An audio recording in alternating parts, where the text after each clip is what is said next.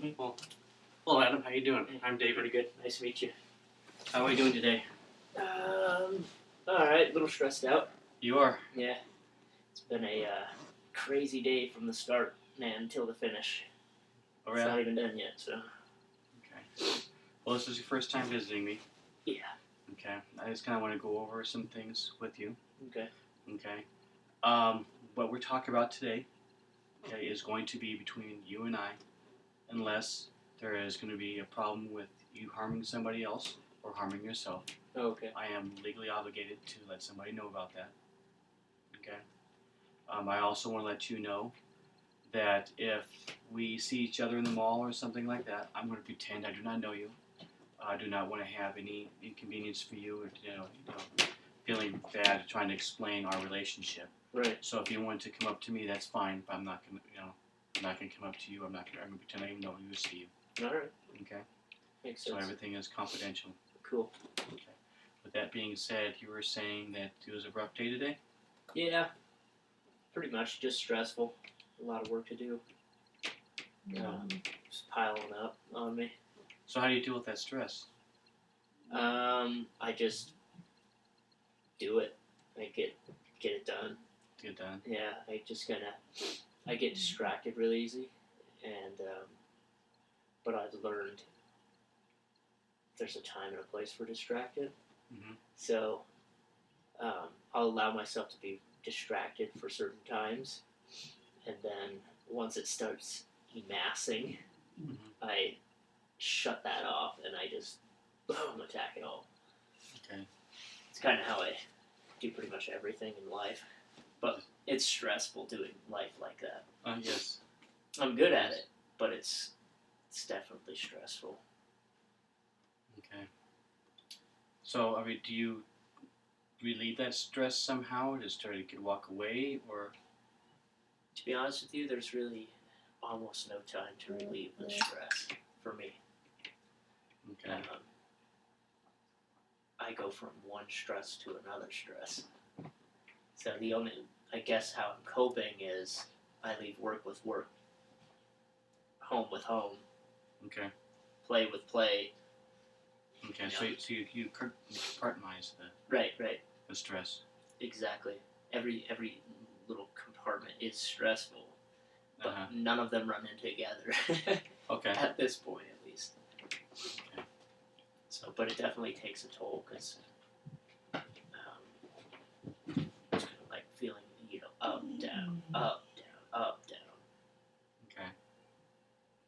Now, I mean, how's the up and downs? Are they balancing each other, or?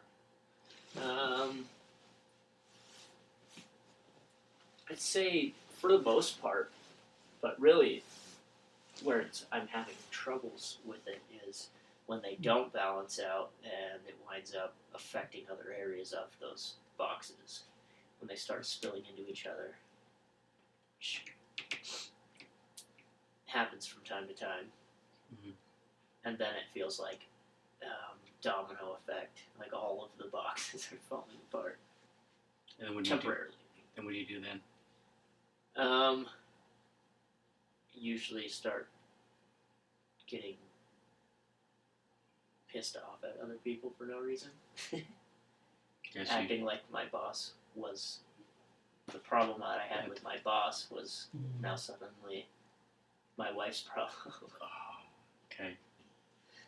So what I'm hearing you saying is you get really stressed, Mm-hmm. but you try to keep those stress in certain areas, and you don't let that stress from work run into stress from home or stress from playing with the kids. But when it does, you start feeling angry. Is that correct? Yeah, definitely. I don't know if it's like full-blown anger. It's kind of irritability. Irritability, okay. So it's not like I'm not actually mad at them. I'm just irritated quickly. Almost like as if someone were, I don't know if you've ever smoked before in your life, but you know the feeling, or have you at least heard the feeling of when people start trying to quit smoking, they get really irritable. Mm-hmm. Anything like just stop talking, That's kind of how I get. Okay. So, okay. Can you describe the irritability a little better than that for me, though? I mean, what does it feel like inside? Being irritable. Heat up, mostly. Kind of get like hot in my body, and then bodily, and then I just kind of get short. My tone gets snappy. Mhm. I'm not as patient. So if, I guess for an example, if I come home from work and I want to just take a shower and relax Mhm. for a couple minutes before we start going to another stress box, Mhm. and let's say, for instance, my wife really wants to go somewhere that's about to close. Mhm. And so, I mean, I don't want her to be mad. I got off work, I kind of want to just relax, but suddenly we need to go to this place, it's fixing to close, so Mhm. I don't get that time for myself, so I'll just be like, kind of irritable with her. Like, Okay. alright, whatever. Come on, let's go. Are you ready? Let's go. And then I'll come back and complain, usually, like, oh, I didn't get my shower or nothing. Okay. So, And how's that? I mean, does that turn into an argument, or is that? usually, either an argument or a cold stonewalling, which is kind of what I want. It's almost like passive aggressive. I want to be stonewalled so I can have peace. Okay. But yet at the same time, it does suck to have that feeling, because along with that comes other feelings of, I mean, when your wife's mad at you, you can't really concentrate on anything anyway. So. Right. And then here comes schoolwork. Yeah. So right now on your plate, you have your work. Mm-hmm. You have school. Mm-hmm. Your wife. Yep. And your daughter. And I also take care of my brother who's quadriplegic. Okay. So I put him in his chair. Wow, that's a lot. Yeah. That must feel really overwhelming a lot of times. Oh, it does. That's thus the compartmentalization. Okay. In order to deal with it all adequately, I have to be there when I'm there. So it works at some point. At some point. Yeah. For a while, temporarily. It's always like a wave crashing in. Okay. Now It works, and then it doesn't, and then it works.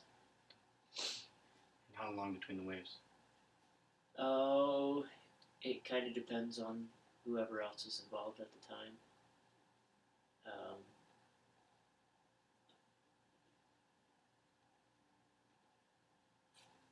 don't know if there's like a definitive amount of time that's cycling through. It's kind of like, it's more of situationally, like, if I'm doing really good at work, everything does good. Mm-hmm. You know what I mean? Mm-hmm. If I'm doing really bad at work, everything's going to suffer. Okay. And then vice versa. If I'm doing really good in my relationship, everything will be good. So, usually just it needs to be triggered by some sort of occurrence of bad happening in any one of those areas. And usually it doesn't ever usually happen with taking care of my brother. Both your wife and your kids. Yeah. Sometimes we go through trials. My daughter, my wife, she left to be promiscuous with other guys. Okay. After 3 months into our marriage, and come to find out she was cheating the entire time, and had done the exact same thing 2 other times. Wow. So she kind of lives a lifestyle that repeats itself. Infidelity, marriage. Now, how does that affect your marriage now? Not very much. I mean, there's certain things that I've carried over, but me and my wife communicate really well. We talk about pretty much everything. So, okay. I mean, if there's anything popping up, I'll let her know. Some Okay. of that was trust issues Well, I can imagine. in the beginning. I can imagine. But this relationship is a lot different than that one. Good. That one was started through disobedience and a lifestyle that wasn't patterned under God. Okay. This one is patterned under God. Okay. And commitment was established under God. So let's get back to the stress issue. Now, I'm kind of concerned that you don't have a unwind period. Yeah, it's an unwind period for me is more time out of my day. That would become yet another box that I need to manage. I mean, I really do understand. I mean, with going to school and work and family, there has to be a balance between the three. Right. Oh, and spiritually, we have to have a balance with God. You have to have a devotional time and so forth. Oh yeah. So I know that takes a lot. It's a lot on your plate. Mm-hmm. And I can see where you can get really overwhelmed with that. Right. Do you have any ideas what do you like to do for just to? Martial arts, playing guitar. And playing guitar is my nothing box. Okay. That's when I just kind of like peace out. No one can. It's the nothing box. Okay. You could tell me anything during that time, and it'll just go in one ear, not the other. So that's my recharge. Okay. Playing guitar or martial arts, I enjoy thoroughly. Now, how often do you do those? Guitar has taken a backseat role in the last 2 to 3 months. I was playing a lot, and then school kind of tried to kick up a little bit, so I haven't been having any time for it. So you just started school a couple weeks ago, correct? Recently, yeah. Okay. Now I know with me going to school there's a learning curve trying to balance what the demand is of the class and so forth like that. Syllabusitis. Yes, That's yes, what exactly. I get too. Where are you in that point? To be honest with you, and this is straight up honest, I have no idea what I'm doing in these classes yet. Okay. And that's causing a lot of anxiety. Well, I bet you it is. I feel like I know what I need to do, but at the same time, I don't. Okay. And that's kind of like, it's a dichotomy, or it's not working out in my brain. I'm like, I have 2 classes, or do I have 3 classes? What am I doing? I have assignments, but I don't have assignments. Like I did it's what they call getting to know you. And I did that in a class that I did not need to do it for, because it said I needed to do it in week 1 for that class, and I did it, and it turned out to be a big waste of time. Okay. And so, like, stuff like that, I just don't feel like there's very clear communication. I like things to be like, this is what you'll do, this is the date, this is what you'll do, this is the... My last class, I had human sexuality, and it was like, this is exactly what to expect, this is what you're doing, get it done by this time. Oh, easy. Done. I had all my reading done all the time. All of it. Which is impressive, because there was a lot of reading. And all the assignments by their due dates, because I knew when to get them in. Now I'm like, I'm going to be meeting someday, as long as it works for everyone else, I think. And that's where it's spilling in, to be honest with you. It's like the ambiguity in my schooling right now is causing me to... I'm in diversion with everything else. Okay.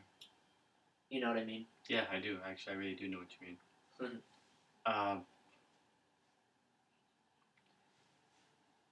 Well, with school as being it's like a learning curve right now where you're at, how much time do you think you'll need for school? A day. A day? That's hard to determine on a daily basis. at least the way I operate. Okay. I think because I know my personality and I know what works for me, and what works for me, regardless of whether it's looked at as good or bad. But I crunch, and that's what I do, and I'm really good at it. I mean, Could your crunching, can I say, your ability to do well crunching, could that be just a habit of the stress levels you have right now? Because that has to be stressful, I mean, trying to crunch. it is and it isn't, because that's how I'm wired. Okay. Like I would not do well over a long, drawn out homework assignment. That wouldn't come out good at all. I've tried it. My entire life I've been that way. So I don't think so. I think the stress is coming from multiple responsibilities at once and ambiguity, not knowing exactly what I'm supposed to be doing. Because I mean, if I don't know when I'm available or when I need to be not available, then I can't make plans with anyone else. Like my wife wants to go to dinner that night, or I planned in advance, a month or two in advance, to go to dinner with my wife, and now suddenly I have a mandatory school activity. Who do I sacrifice? And it's running in together because I don't know exactly when I need to do something, and I'm not going to say, no, wife, you're not getting that day because I may have possibly something to do with school. I don't know. But you're not important enough to take up my time until then. Okay. So it's just kind of like, I'm kind of in float mode until these classes are done with. Okay. So, okay, let's put the school aside. Mm-hmm. Okay, it's like we don't know yet. Now you work how many hours a day? 8. Well, technically 9. Hours. Okay. At my job. Okay. And you sleep about 8 hours a day. Mm-hmm. Okay. And then you have family. Okay, so we already used 2/3 of the day. Mm-hmm. So we have family. So you have another 8 hours, but with school. Right. So, I mean, to kind of balance that, how is that? How can you balance that? I mean, is it easy to sit there and compartmentalize time? No, not as easy as things. Okay. Time isn't as easy to compartmentalize for me as responsibilities are. Okay. So I feel like I have time has a vendetta against me. Sometimes Okay. I'll literally look at the clock and be like, you were just at 8:02. You cannot possibly be at 8:20. All I did was brush my teeth. This is impossible. Well, I'm gonna watch you and see what you're doing from now on. So I feel like time has a vendetta against me. Okay. At some point.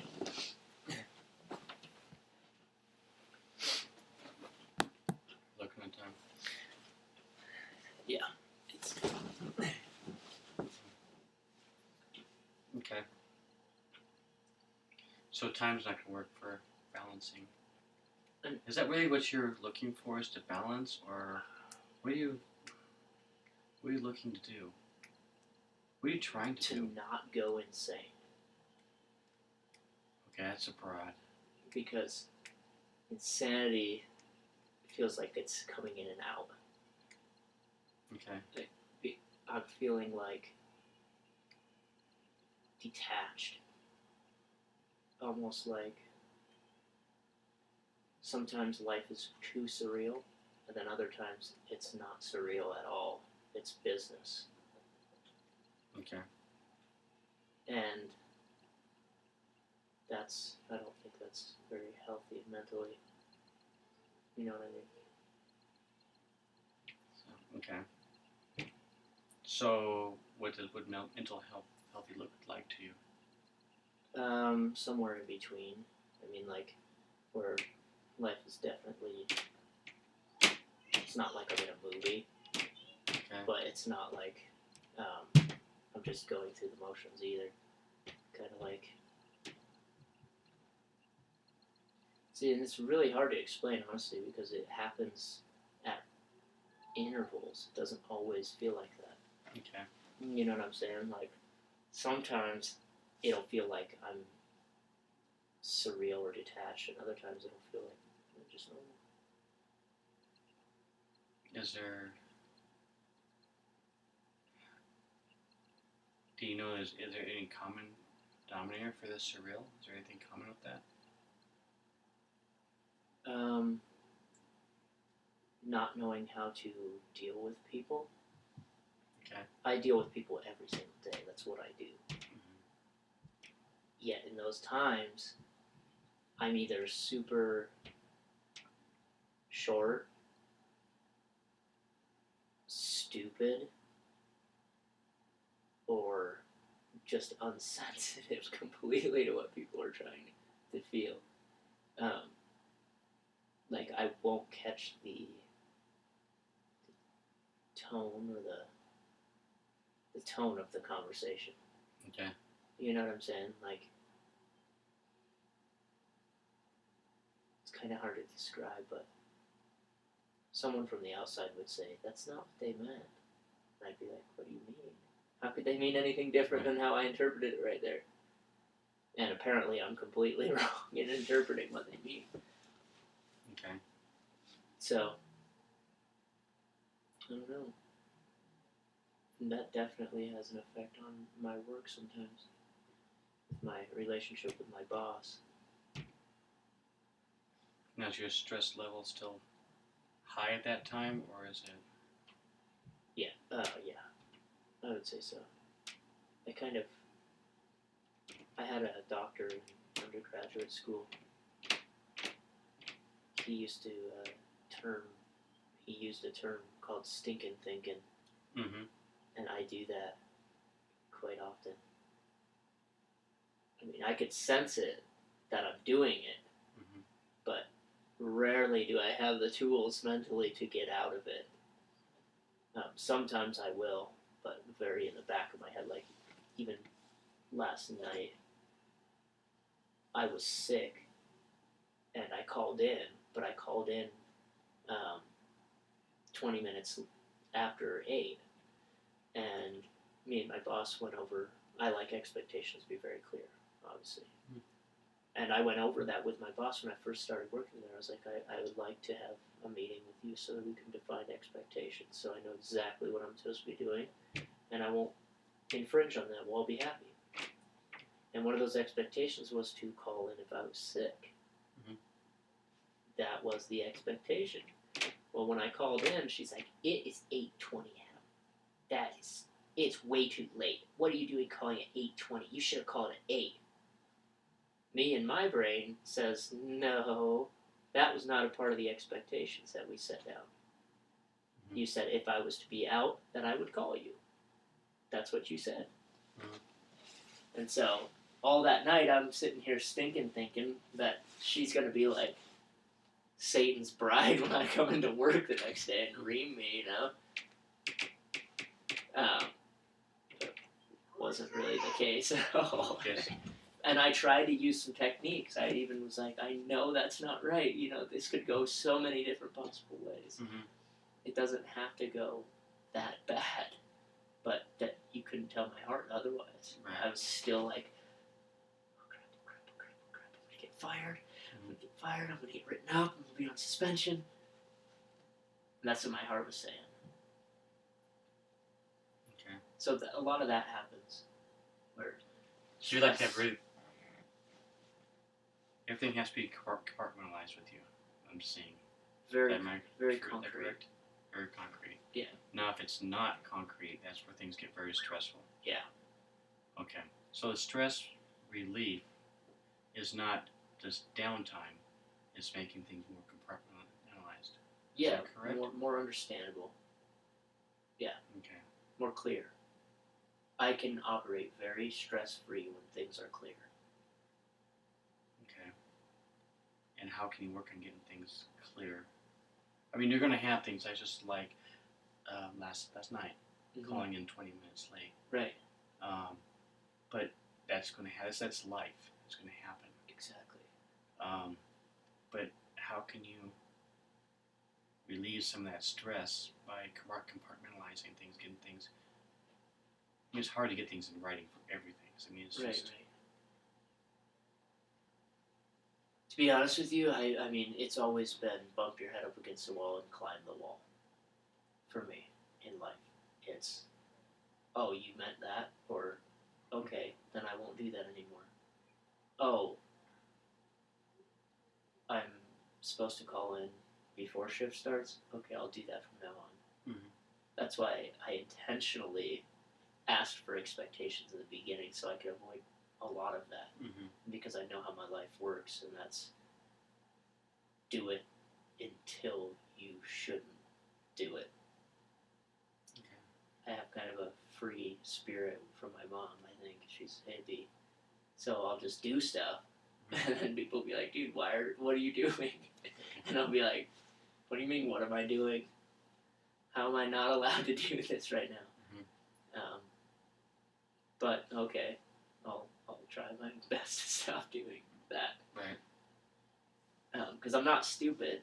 I recognize that other people don't do certain things that I still do. Mhm. But it just never crosses my mind until it's concrete. Okay. Like, guarantee if you were going to be calling in, you would call in before your shift. Right. But that's not something I think about. I just don't think about that. And then when it comes like that, it's a big surprise to me, and I'm like, oh, I'm learning how to live, so you should have some grace. I'm not that old yet. I haven't figured life out completely, so. Yeah, well, that's because the part of, getting into trying to, compartmentalize and get things in writing, things are going to change. Mm-hmm. It's always not going to be the normal. I'd like to work with you a little bit on the things that come up like this. How can we not go into stress mode when things are different, not into their Right. normal. You see what I mean? Yeah, like coping skills. Right, exactly. Yeah, and that would be nice to know. Because it would have to be something that speaks to my emotions. Right. Even though I deal very well in cognitive, my heart doesn't speak brain. Okay. I could tell my heart all day long that Cheryl, my boss, is not going to give me a reaming. Mm-hmm. And it still feels as if I'm about to take a big test or something. Mm-hmm. Even though I'm like, stop it. It's not going to happen. You don't know the future. Something good can happen out of this. But my heart argues with my head sometimes. It says, I don't care what you say. I'm going to be scared anyway. Okay.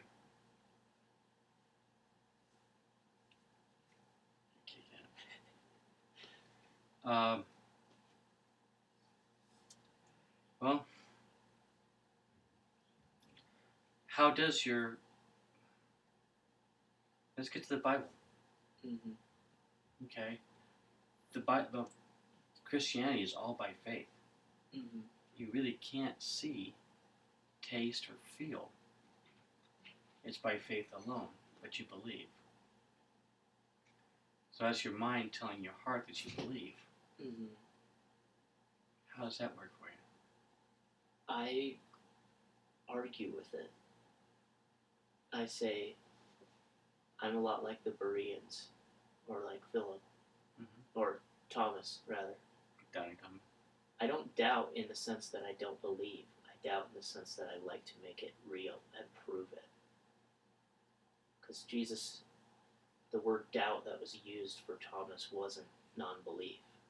It was more of a seeking out. Thomas wanted to know. It was an earnest desire. It was a genuine, his heart, the word they used for doubt showed that his heart wasn't as people think it was, as they normally just read over it and say, oh, he didn't believe. Right. It was more of a earnest want. Wants to look. Okay. And that's kind of how I am. I feel like, oh God, you said you created the earth and everything that there is in the earth in 7 or 6 days and rested on the seventh. Well, then that's what you did. And there should be some evidence of that. And there is. And it's the same with my faith in Jesus. It's Jesus died on a cross. Okay, there must be some evidence of that. Well, it's the most documented thing in all of history. So I can believe that. If everyone talks about it, documents it, different nations that didn't even involve themselves in Christianity document it, that it happened, that he rose from the dead. So, of course I can believe that. And then my heart agrees as well. How can you go that same way with work or with anything else? With thinking You about you have that skill with the Bible. Mm-hmm. How can you use that skill with anything else? I'd have to probably tap into the Holy Spirit and ask Him to give me, I guess, peace or an assurance that things will be okay or could possibly be okay, Mhm. as opposed to immediately jumping to the conclusion that everything's going to pan out horribly all the time. Now you say you do research and so forth, right? Mm-hmm. So you're doing a lot of writing down and everything. Yeah, selectively, yeah. Okay, could you writing down what could go wrong, what could go right? What can she do? Would that help you out? Sitting there saying, okay, this can happen, this can happen, this. I mean, Right. compartmentalizing things. Like a I mean, positive, negative list, mm-hmm. weigh, compare, and contrast, everything. Yeah, that might actually, because it would take it from my heart into my head. Mm-hmm. That might work. Putting it on paper. Yeah, some advice that I should probably take. Even though it's not your advice, I'm not saying you gave me advice. I've given that before. Okay. It's interesting how when you're in the hot seat, you Yeah, isn't it? you don't. Yeah, you never. You can tell other people what to do, but Mhm. yeah, when you're getting told what to do, you're like, oh wow, dang, should probably have done Yeah. that. But yeah, that makes sense. I think So- that could potentially help. So we have a little more time. Yeah. Okay. You talked. You know, talking about compartmentalizing again. And you talked about how God had in the seventh day He rested. Mm-hmm. You need to rest, Mm-hmm. or you're going to go into total burnout. Do you have a seventh day for rest? No. I have a 7th hour, Seventh hour. but not day. I haven't got to the level of committing a whole day to rest. What would a whole day rest look like?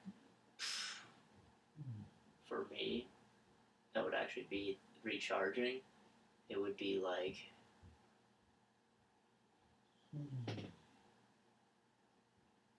waking up whenever I felt like it. Not having to worry about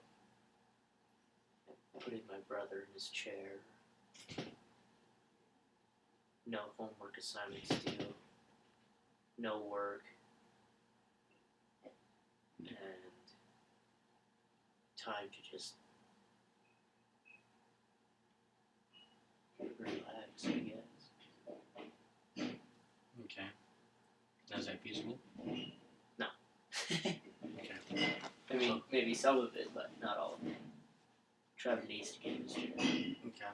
And there's So, not very many people who can do that but me without hurting themselves. do you consider that work? Oh yeah, it's physical labor. But do you consider that as a work as in going to work, or is it more of an enjoyment work? No, it's not enjoyment. it's not displeasure, but it's not enjoyment. Right. I It's mean, just you know, like you probably something else to do. don't. Okay. Yeah. Okay. I was just talking to him the other day about how I feel like my life sometimes is revolving around him now at some point, which isn't necessarily a bad thing, but sometimes it feels that way. Like, I wake up, I roll him. Mhm. I come home from lunch to put him in his chair. Mhm. I get home and roll him. So it's like ding, ding, ding. That's the standard. You know what I mean? Mhm. So, but I thought, let's see if we got time. How are we doing? Good. I'm gonna stop it though.